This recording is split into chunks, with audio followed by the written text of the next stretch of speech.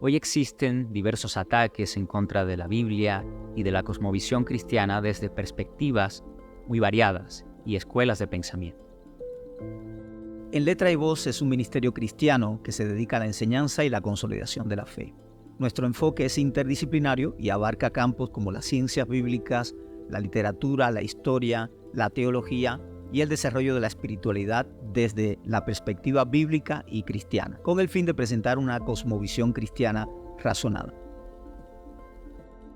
En Letra y Voz procura presentar mediante podcasts, libros y conferencias una cosmovisión cristiana bien razonada. Nuestro propósito es que en Letra y Voz sea de gran utilidad, tanto para creyentes como para no creyentes, de modo que la cosmovisión cristiana y bíblica pueda entenderse con argumentos y razones suficientes.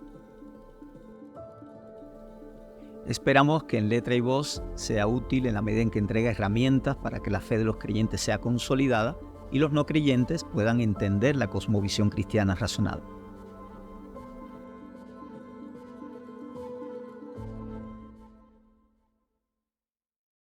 Bueno, bienvenidos a la primera edición del podcast de En Letra y Voz. Mi nombre es Pedro Benítez. Soy Orelvis Benítez.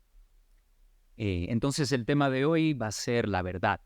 ¿Te parece si hacemos un recorrido breve por los puntos que vamos a tratar? Sí, vamos a tratar la definición de verdad, el error, las causas del error, el relativismo, las evidencias y al final Cristo como la verdad. Vamos a entender esa definición de verdad, qué implica y algunos puntos más. Para comenzar entonces, ¿te parece si iniciamos por una definición general de verdad? Claro que sí. Vamos a entender la verdad como la adecuación o la correspondencia entre la facultad intelectiva y la realidad misma de las cosas. Es decir, cuando hay una adecuación, una correspondencia entre mi intelecto, mi pensamiento, mi argumentación a la realidad misma de las cosas, yo estaría diciendo la verdad. Entonces, la verdad es una adecuación entre la mente, el intelecto y las cosas reales, la realidad. Esta teoría tiene un nombre, es teoría de la correspondencia, ¿correcto? La verdad por correspondencia, exacto. Entonces, aunque hay una serie de teorizaciones sobre la verdad, nos ha parecido que esta es la que aceptamos como correcta, aunque no vamos a abarcar la totalidad de este tema. Solo vamos a tratar unos puntos generales hoy como una introducción, ¿verdad? Así mismo, creo que sí. Nos va a ayudar muchísimo para aproximarnos a la realidad. Sería una aproximación introductoria a la definición de verdad. Entonces, por ejemplo, para iniciar con una ilustración, si yo observo un árbol y yo lo describo adecuadamente, si yo describo el volumen, la forma, el color, y resulta que, en efecto, el árbol es de la forma en que digo y del color en que digo, entonces entre mis creencias o mis ideas y el árbol hay una correspondencia porque son lo mismo en algún sentido, corresponden. Ese sería un buen ejemplo de... Yo creo que sí. Si haces la descripción delante de un grupo de personas y les dices, vayan, hay un árbol, este árbol que describes, entre muchos, y las personas van a ese árbol, entonces la descripción fue adecuada. Hubo una correspondencia en lo que dijiste y la realidad misma del árbol. Aunque no, por supuesto, no hablaste de la química del árbol, la descripción genética, nada por el estilo, pero sí tuviste una aproximación a la realidad bien definida. Y eso es interesante, lo que dices, que no describí todo, porque para que algo sea verdad no tiene que ser absolutamente abarcador de lo que está describiendo. Puede describir una porción y aún así ser verdadero. Aunque, por supuesto, es mejor si uno tiene todos los datos y puedes armar una imagen general o completa del objeto, ¿no? ¿Sería correcto eso? Yo creo que sí. Es decir, para hacer una descripción rigurosa de una realidad, de una cosa que está afuera independientemente de mi conciencia, yo creo que habría que hablar de química, de física, probablemente de biología y una serie de cosas, pero eso no es necesario para decir la verdad, no necesariamente. Claro. Entonces, si queremos resumir, ¿no? Nuevamente, la verdad es la correspondencia entre lo que tenemos en la mente, nuestras ideas, creencias, las descripciones que hacemos y las cosas reales. Si lo que yo digo y creo corresponde o es como lo real, estoy diciendo lo verdadero o creyendo lo verdadero, ¿no? Así es. Entonces la verdad sería una adecuación. Una adecuación. Por ejemplo, pudiéramos decir también que en ese caso la realidad sería la causa de la verdad. Es decir, es la realidad la que va a originar la verdad. Tiene que ver con mi pensamiento, la descripción que yo hago, la argumentación, la investigación también, el consenso, claro, pero el tema es complejo. Entonces, esta definición aplica perfectamente para cualquier disciplina, porque toda disciplina requiere un fundamento de verdad. Por ejemplo, si queremos hacer ciencia y no creemos que se puede acceder a la realidad, describirla verdaderamente, estamos en problemas, porque al final todo el ejercicio de la ciencia va a fallar, o el de la filosofía, porque no crees que puedes acceder a la realidad mediante lo que es verdad, ¿no? Las descripciones, las ideas. Así que es fundamental para cualquier disciplina, ya sea filosofía, ciencia, medicina, la que sea. Sí, ¿Es correcto? sí. Nos aproximamos a la realidad y si, por ejemplo, si el conocimiento de la realidad no fuera posible, o si la verdad no fuera posible, no podríamos hacer ciencia, no podríamos legislar, no podríamos condenar a una persona que hizo un crimen, porque quedaríamos como que no sabemos si lo que estamos describiendo es real. No podríamos cruzar una calle. Por ejemplo, si, como dicen algunas personas, que el cerebro nos engaña todo el tiempo, hay que tener cuidado con eso. En parte hay algo de verdad, ¿no? Pero si el cerebro me engañara a mí todo el tiempo, yo no podría mirar un semáforo, yo no podría cruzar una calle, una avenida, no podría hacer cálculos de la distancia en que viene un carro y poder cruzar. Entonces, digamos que esa actitud ante el conocimiento de la realidad me parece que para empezar es bastante adecuada. Entonces, en este sentido, ¿cómo conecta con este tema la realidad del error o el fenómeno del error? ¿Qué es el error y cómo lo entendemos en conexión con la verdad? Sí, el error, si la verdad es una adecuación de mi intelecto con la realidad, entonces el error sería una inadecuación, una deformación de la realidad. Entonces, cuando hay una inadecuación entre mi intelecto, mi facultad intelectiva, mi argumentación con la realidad, entonces yo estaría en el error, estaría diciendo un error, porque estoy deformando la realidad, no estoy correspondiendo mi mente con la realidad. Entonces, en esta inadecuación, siguiendo con el ejemplo del árbol, por ejemplo, si estamos en primavera, en verano, no lo sé, y el árbol florecido, tiene hojas, pero yo lo describo como un árbol sin hojas, lleno de ramas puntiagudas, como en las películas en el invierno, por ejemplo. Entonces hay un error en lo que estoy diciendo, porque estoy describiendo de forma inadecuada el árbol, que tiene hojas y es frondoso. Estoy describiéndolo como si estuviéramos en invierno, cuando no tiene hojas, se le han caído. Entonces el error viene a ser una diferencia, una separación entre mi intelecto, una inadecuación entre el intelecto, mis ideas, y la realidad. Así que en algún lugar sucede una desviación, y comienzo a irme a otro sitio, ¿no? Ese término desviación está bueno, porque entonces, volviendo al ejemplo del principio, las personas que te están escuchando y que después le dices busquen el árbol, no podrían encontrarlo, o encontrarían otro árbol al que tú no te estabas refiriendo. Entonces esa inadecuación, esa imprecisión, ese cálculo, si hablamos del campo de la matemática, de la física, ese cálculo donde hay un error, no estaría describiendo bien la realidad. Entonces es importante ver la verdad y el error como que se contraponen, pudiéramos decirlo de esa manera, para que todo el mundo entienda a lo que nos estamos refiriendo. Creo que aquí yo traía un ejemplo de la Divina Comedia de Dante, que quiero leer alguna descripción. Por supuesto, la estamos tratando como obra literaria, no como obra teológica. Entonces, en ese sentido discrepamos con su teología, pero como obra literaria de valor universal es esencial. Quiero ver si encuentro un momento la página. Bien. Sucede que Dante, cuando ya está en el purgatorio y están avanzando por estos círculos, Dante encuentra a una mujer que él describe de la siguiente forma. Una mujer vi en sueños, balbuciente, más bien tartaja y visca, y patituerta y manca, en la color palideciente. Es decir, está describiendo a una señora que se le presenta como monstruosa, encorvada, manca. Entonces se le presenta como una visión desfavorable. Pero resulta que cuando la mujer nota a Dante, se transforma de pronto en una belleza que comienza a cantar. Y canta una porción de lo siguiente. Yo soy dulce sirena que en el mar extravío al marinero, a tal punto mi cántico enajena. Entonces, esta mujer que tiene una realidad desfavorable, no muy agradable, se transforma de pronto, se convierte en una belleza y pareciera que engaña a los ojos. Pero Virgilio se acerca a la mujer y cuando rasga su vestidura o cuando aparta la vestidura, de pronto surge un hedor, y Dante lo describe de este modo. Y delante me la abría rasgando sus vestidos hasta el vientre, me despertó el hedor que de él salía. Entonces, la idea aquí es que una realidad, que era esta persona que no se veía bien para nada, según la descripción de Dante, que de pronto se transforma en algo que no es, que toma una apariencia distinta y empieza a cantar para engañar.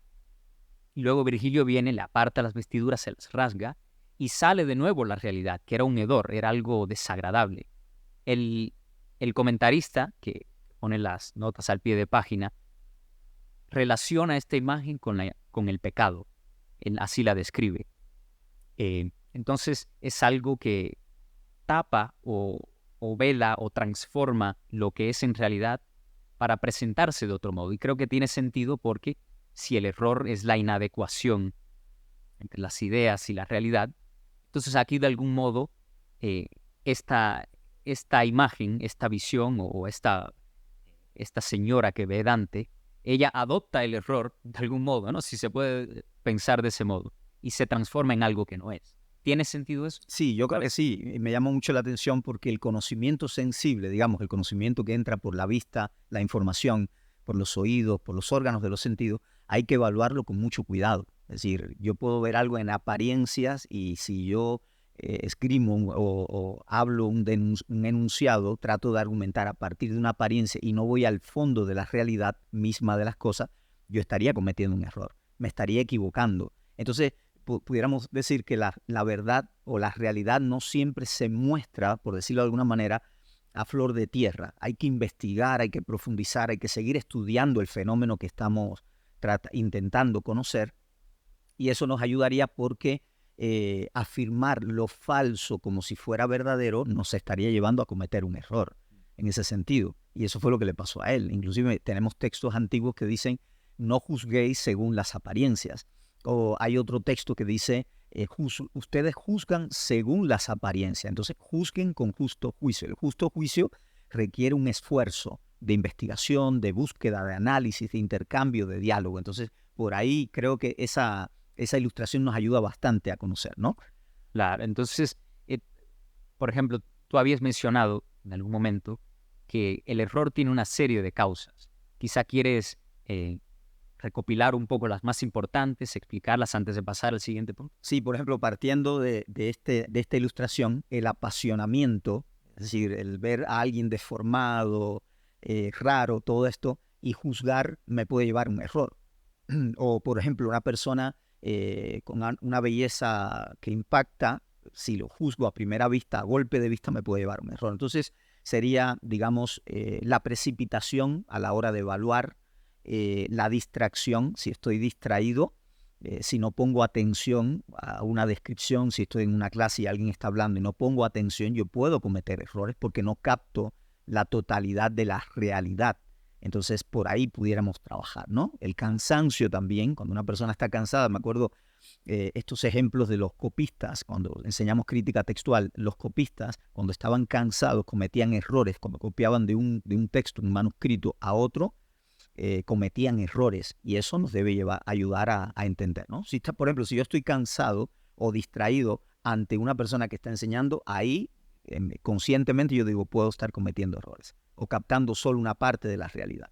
Entonces, si fuéramos a resumir un poco, volvemos a decir, ¿no? Para reiterar y que se entienda correctamente, que la verdad es cuando es una propiedad a la que obtenemos, digamos, cuando nuestro intelecto, nuestras ideas corresponden con la realidad. Y que en contraposición, el error es cuando hay una interferencia, cuando mi intelecto, mis ideas no corresponden con la realidad y se han desviado en algún punto importante, ¿no?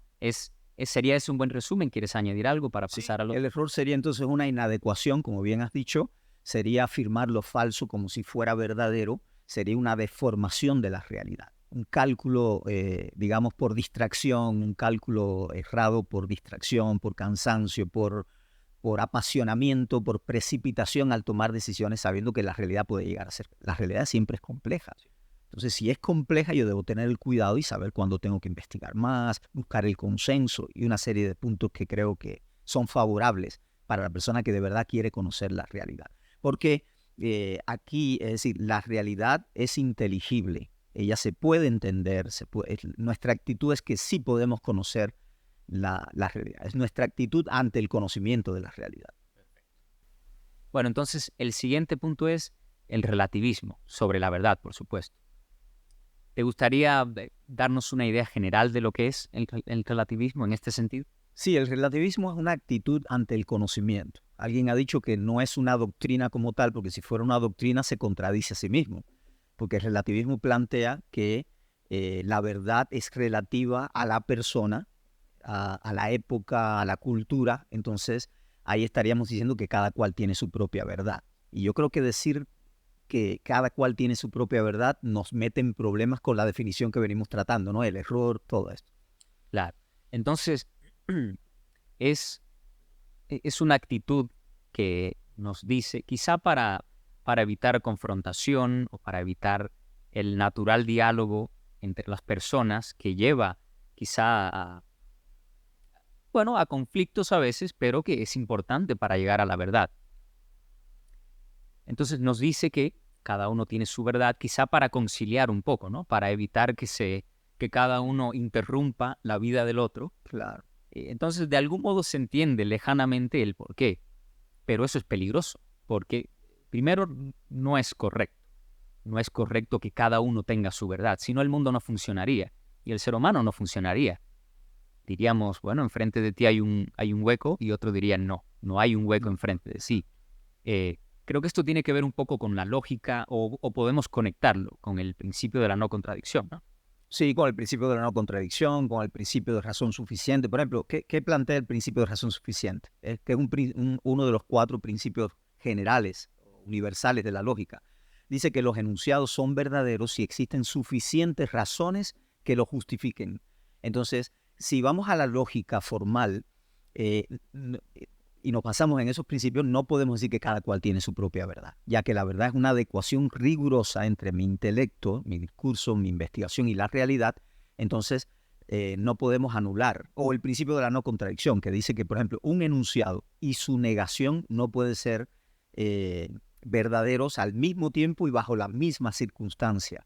Entonces, ahí tendríamos un problema. Entonces, relacionándolo con ese ejemplo, este principio diría, por ejemplo, que no puede haber simultáneamente un hueco y al mismo tiempo no haber un hueco exacto, tuyo. Entonces, haría falta que haya algo constante, de modo que el ser humano que habita en diferentes lugares pueda leer la realidad y pueda no morir, por ejemplo, o pueda entenderla, pueda comprender el funcionamiento del universo, de la realidad. Y para eso es necesario que haya verdades y que no cada uno tenga una verdad como si fuera una amalgama de cuánta cosa se nos ocurre, de ¿no? opiniones, de puntos de vista. Entonces, ahora, lo que nosotros podríamos proponerle a las personas es que dejemos de decir que cada cual tiene su propia verdad. Más bien diríamos, cada cual tiene su opinión, su perspectiva, su punto de vista. Eso ya sí tiene más lógica, ¿no? Si cada cual, yo tengo una frase acá, si quiere, ¿qué te parece si la leemos, no? Esta frase se extrae del cuestionario de estrategias de aprendizaje, SEA, Pensamiento Crítico y Creativo, en la página 20. Si alguien quiere buscarlo después, puede consultarlo. Es un instrumento de medición. Dice, la presentación de diferentes planteamientos y puntos de vista no tiene como finalidad descubrir que todo es relativo y arbitrario, ni se reduce a un mero asunto de opinión, sino que todas las creencias y las posiciones mentales están sujetas a revisión y análisis racional. Nuestra posición, además de respetar las que no coinciden con ella debe estar suficientemente fundamentada. ¿Ves? Ahí, según este cuestionario, ahí entra el principio de razón suficiente. Los enunciados son verdaderos si existen suficientes razones, datos, evidencias que lo justifiquen. Entonces, la apariencia, por ejemplo, generalmente se dice algo como, digamos que, para retomar el ejemplo del árbol, ¿no? El árbol está a una cierta distancia de nosotros. Digamos que de ti está a 2 metros y de mí está a 1 metro el árbol. Alguien pudiera decir, bueno, pero mi verdad es que el árbol está a 1 metro y tu verdad es que el árbol está a 2 metros. Sin embargo, me parece que aquí hay una confusión. El problema es que se están tomando estas dos descripciones como como si cada una anulara a la otra, cuando en realidad son dos verdades que están describiendo una realidad compleja. Una perspectiva describe correctamente al árbol como a 1 metro de distancia, y la otra perspectiva describe correctamente al árbol a 2 metros. Y cuando se unifican, tenemos la siguiente verdad. El árbol está a 1 metro de la persona primera o de la persona 1 y está a 2 metros de la persona 2. Entonces, esa verdad más grande, más abarcadora, acopla las dos perspectivas, que son ambas verdaderas, pero ninguna se anula a la otra. No. Solo son descripciones de algo complejo. Ahora, eso no significa que toda descripción de algo sea válida. Por eso hablabas de que hay que ser rigurosos para examinar si lo que estamos diciendo es correcto.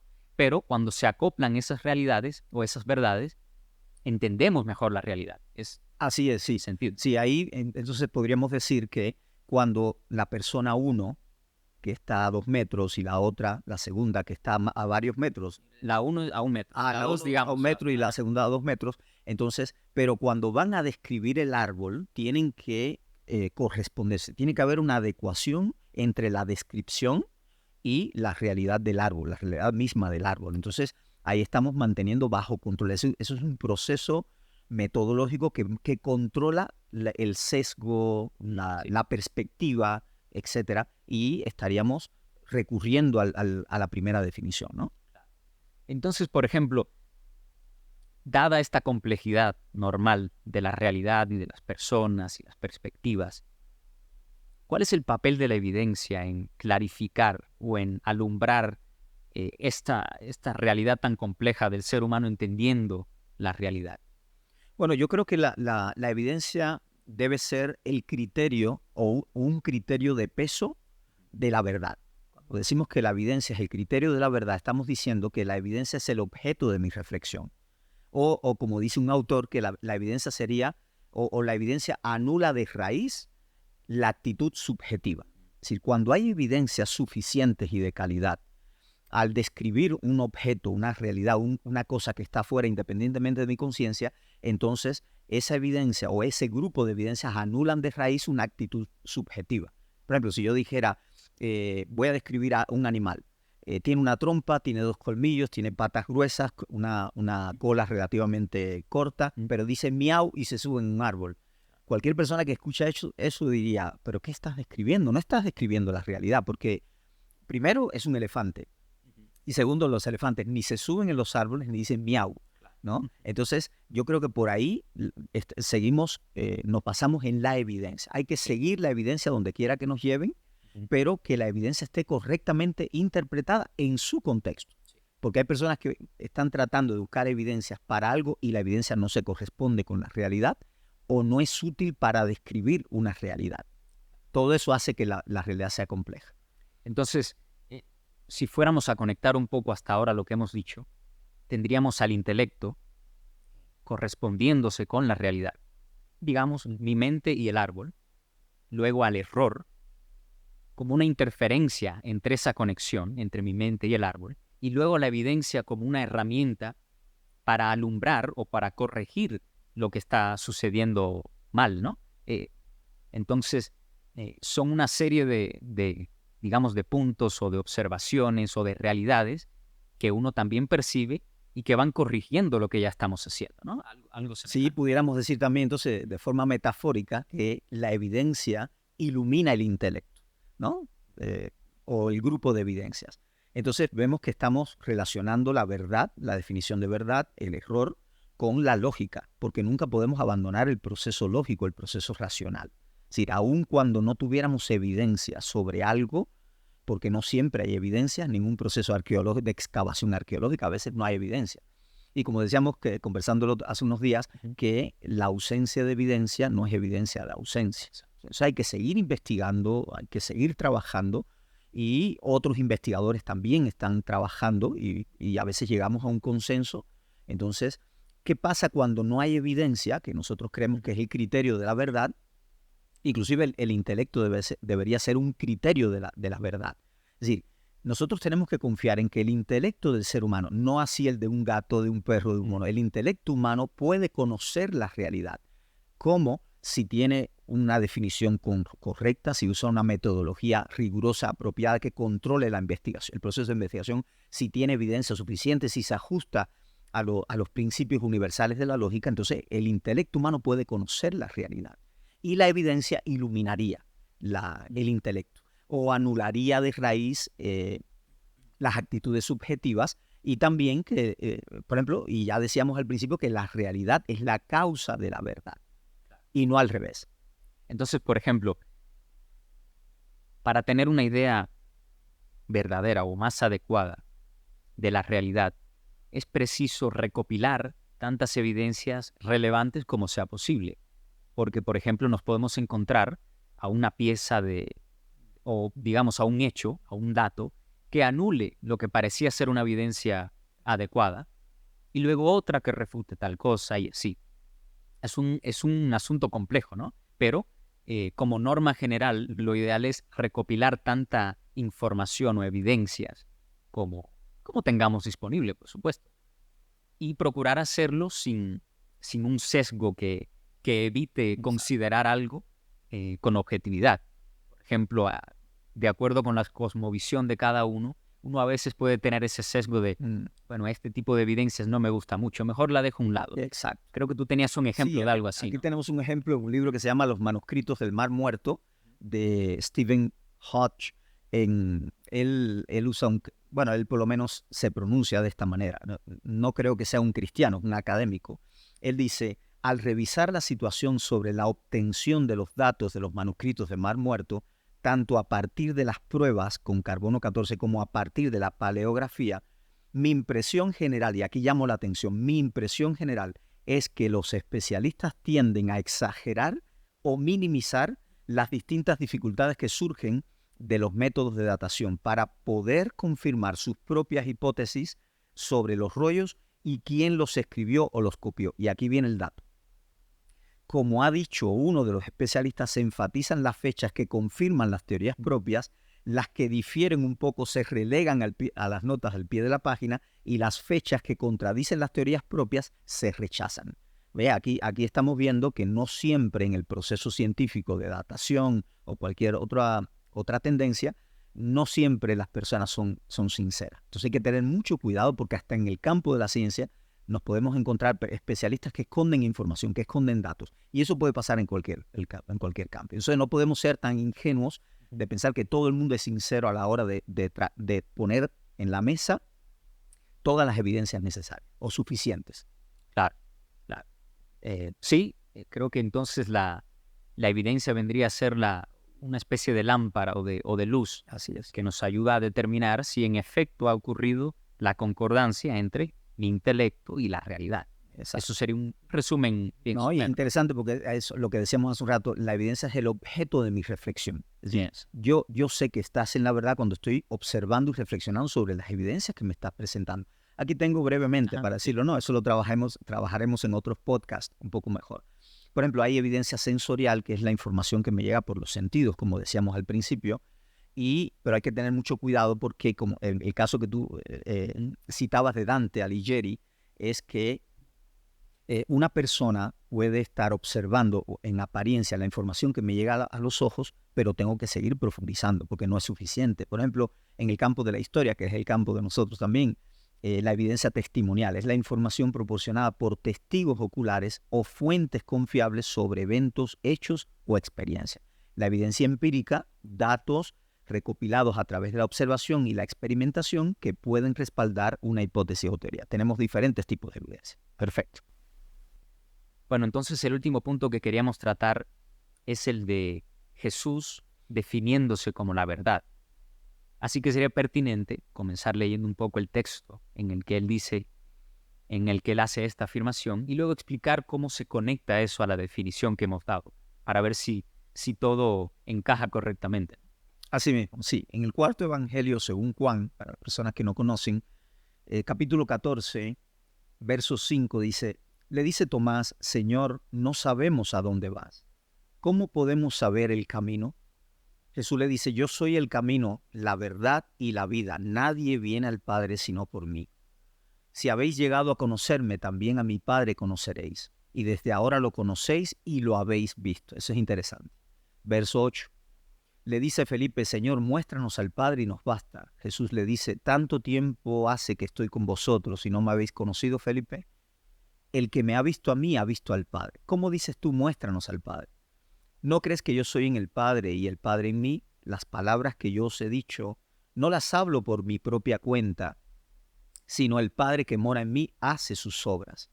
Créeme que yo estoy en el Padre y el Padre en mí, y si no, créeme por causa de las mismas obras. Creo que hasta ahí está bien. Sí. Jesús está planteando que Él es el camino, Él es la verdad, Él es la vida. Entonces, bueno, hay que preguntarse por qué Él se define como la verdad. Y recuerda seguramente cuando Jesús está ante Pilato y están hablando, Pilato le pregunta, ¿qué es la verdad? Jesús había dicho, bueno, para eso, esa es la causa por la que yo he venido al mundo, para dar testimonio de la verdad. Entonces, la pregunta sobre la verdad es importante. Desde el principio estamos tratando la definición, pero ahora vamos a ver por qué la verdad en el Nuevo Testamento, desde la perspectiva de Jesús, es una persona. Yo soy la verdad.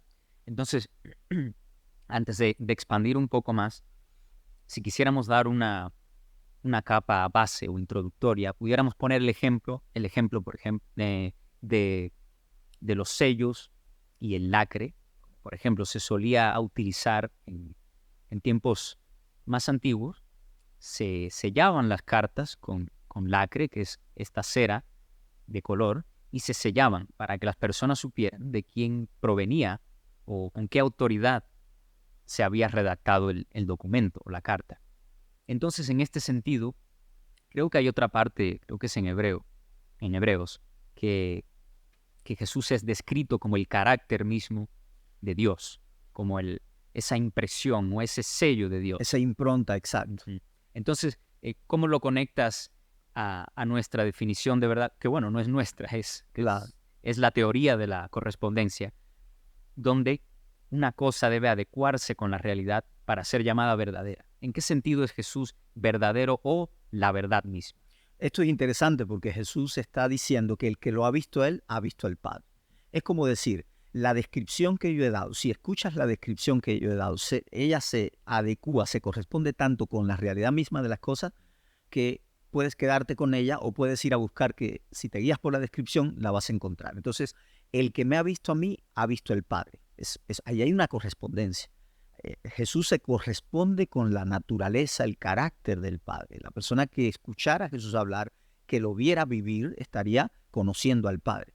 Es más, Él dice, desde ahora les digo que ya han visto al Padre, de alguna manera, ¿no? Entonces, en el sentido en que el sello ya plasmado en el lacre, es una representación exacta o precisa de el sello, digamos, de metal, el que se imprime. En ese mismo sentido, Jesús es esa imagen perfecta digamos, Él representa con exactitud la realidad del Padre, que es la realidad suprema. Dios es, el Dios trinitario, por supuesto, nosotros estaríamos de acuerdo en eso, es la realidad suprema, es la primera realidad, de donde todo lo demás se desprende o se bifurca. Entonces, en ese sentido, calza este pasaje bíblico con la teoría de la correspondencia.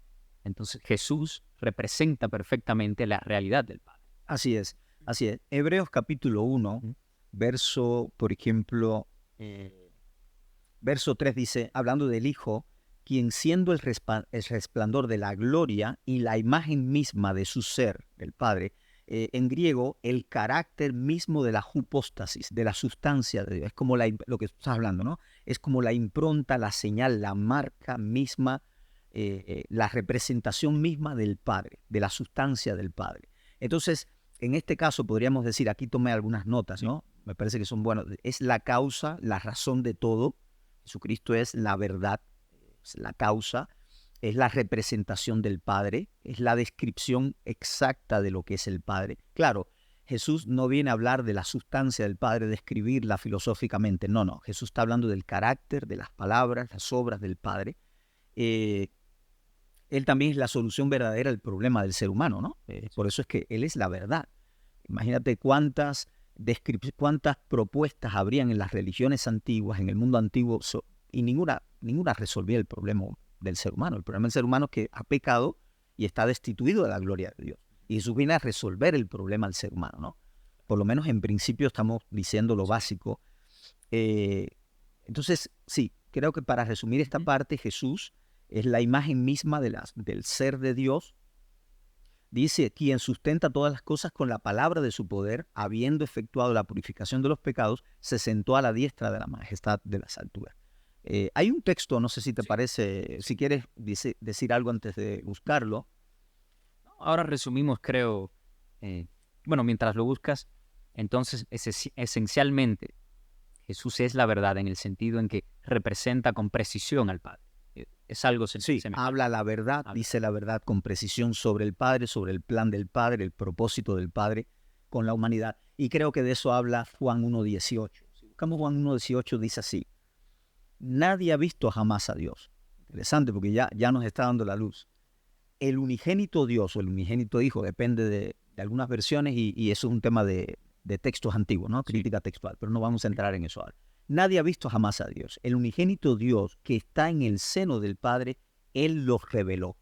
Quiere decir que si la verdad en griego, aletheia, la aletheia, por ejemplo, el no ocultamiento, la revelación, denota lo que se expresa, lo que se revela. Aquí hay otra nota, una cosa tal como realmente es. Jesús está revelando el Padre, el propósito del Padre, las palabras del Padre, tal y como son. Por eso que muchas veces le decía a los judíos, las palabras que yo hablo no las hablo por mi propia cuenta, ¿no? O no se originan en mí, sino que yo las escuché decir al Padre. Acá, por ejemplo, aletheia es el verdadero estado de las cosas. Eso también es importante, porque se está alineando con la definición de la verdad por correspondencia. Le está explicando bien el Padre. Yo a veces me imagino, a veces cuando hablo con los estudiantes, por ejemplo, los fariseos no representaban, no describían bien a Dios, porque los fariseos muchas veces eran arrogantes, minimizaban o discriminaban al ser humano, a los pobres, a los que no tenían un intelecto, digamos, tan educado como ellos. Entonces, muchas veces era monstruoso lo que los fariseos estaban revelando de Dios. Y cuando Jesús viene, Jesús es con precisión la descripción de lo que el Padre es, ¿no? Del propósito del Padre, de las palabras del Padre. Entonces, a mí me gusta mucho aletheia, la definición es bien profunda, porque, por ejemplo, tiene relación con el logos, que la función es revelar el logos. Acuérdate en filosofía, y muchas personas que han estudiado filosofía hablan del paso del mito al logos. Y es interesante que en Juan 1.1 dice, en el principio era el logos, y el logos estaba con Dios, y el logos era Dios.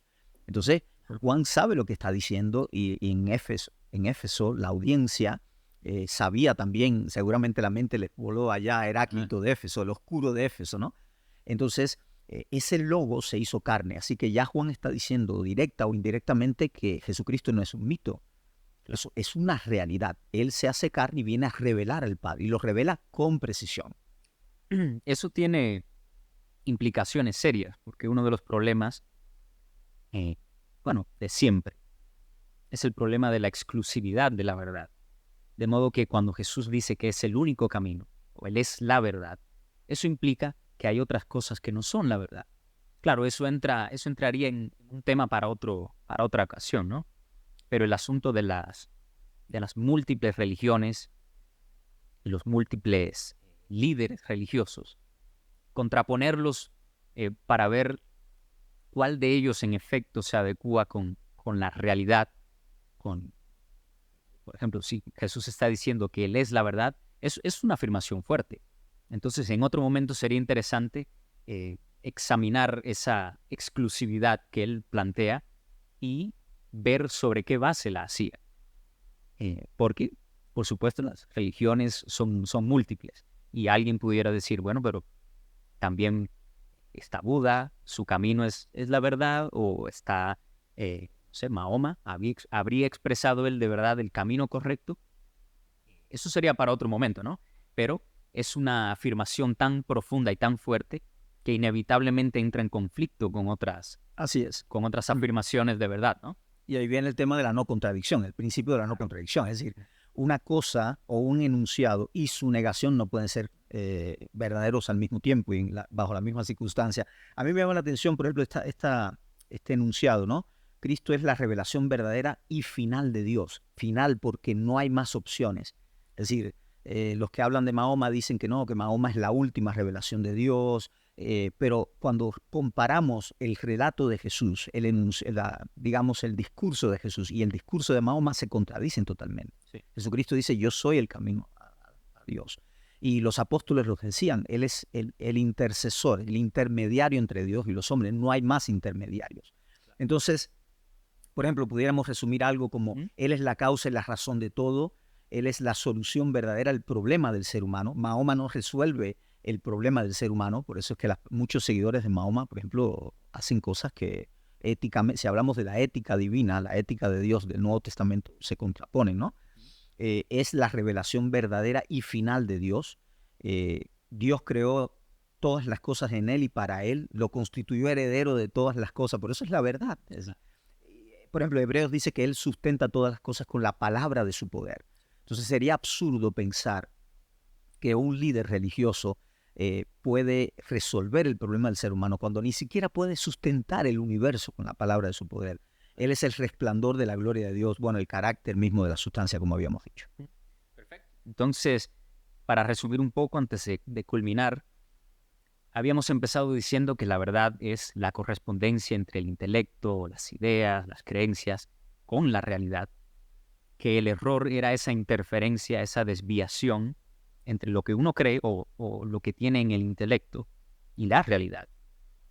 Luego saltamos y dijimos que la evidencia viene a esclarecer un poco, a alumbrar y a corregir si estamos pensando correctamente o no.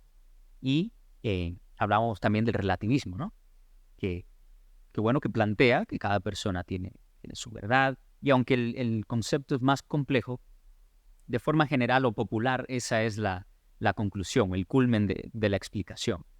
Entonces planteábamos que en realidad estas perspectivas no siempre pueden tomarse como verdad, que examinarlas, hay que corregirlas, medir, a ver si está adecuándose el intelecto o la idea con la realidad. Y finalmente, bueno, hemos examinado la afirmación de Jesús de que Él es la verdad.